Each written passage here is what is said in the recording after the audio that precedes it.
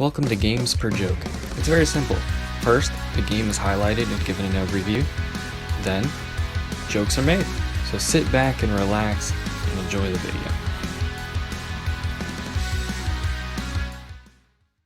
Today we are talking about Auric Classic, touted as the old-school 2D tile-based ORPG featuring a variety of skills, monsters, bosses, quests, and extensive lands to explore. But don't take my word for it, you can read it from the Steam page yourself.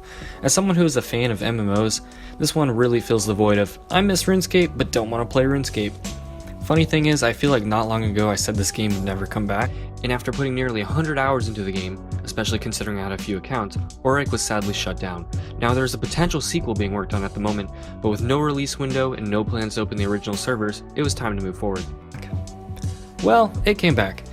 The game transitioned from Piglion Games to Games and now to my personal favorite, Piglion Games.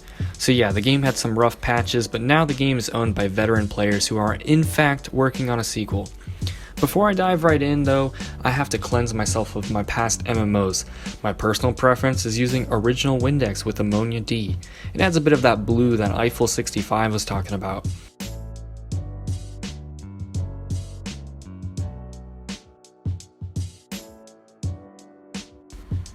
Now if you're confused about the various titles of Auric, allow me to explain. This game was originally released as Auric, then re-released as Auric Reborn, and now is back as Auric Classic. And if that doesn't give you heart palpitations, I would try snorting Red Bull. The gameplay consists of press Ctrl or F on something until something happens, and then you get something. Personally, that is all it takes for me to get invested. Oh my god. Oh shit! The graphics are reminiscent of the times my mom told me I was a handsome young man when I was wearing South Pole and I thought I could skate.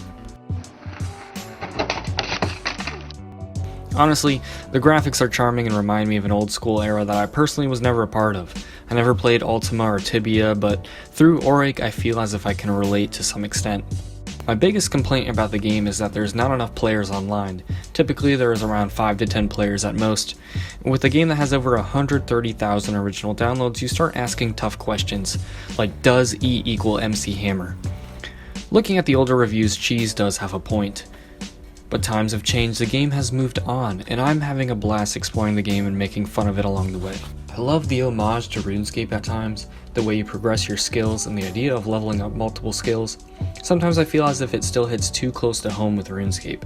Placing steel armor after adamant armor isn't enough of a change for me personally.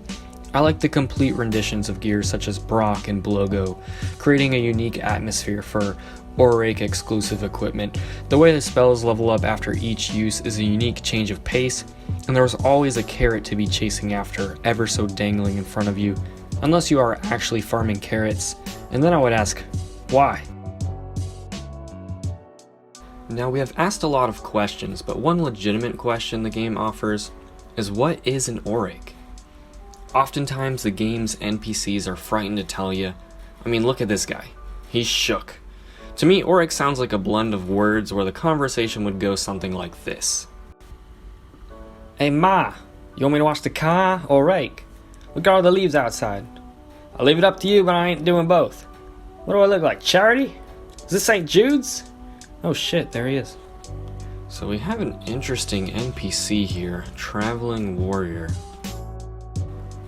Wait, how did he get there? I'ma get you. Nope. Now this is what anxiety looks like. Oh, hi, Mark. And that's all I really have to say for now. With all the flaws you can point out in Auric, I really think there is something great here. Something that is just waiting for both old and new players of the genre to enjoy.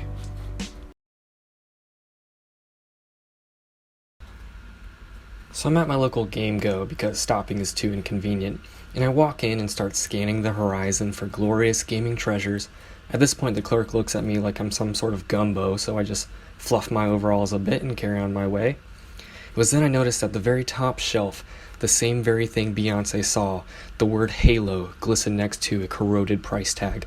Only problem was it was quite up there, not like Pixar up, but probably taller than Yao Ming, give or take. So I do what any man would do and get on his tippy toes and praise the sun. At this point I'm sweating and I still can't quite firmly grasp it. The clerk rushes over to me as if I'm going to hyperextend my cubital joint. My fingertips are touching the box and I'm just barely getting it, and the clerk yells, "Reach!" And I take the box and exclaim, "No, it's Halo 2!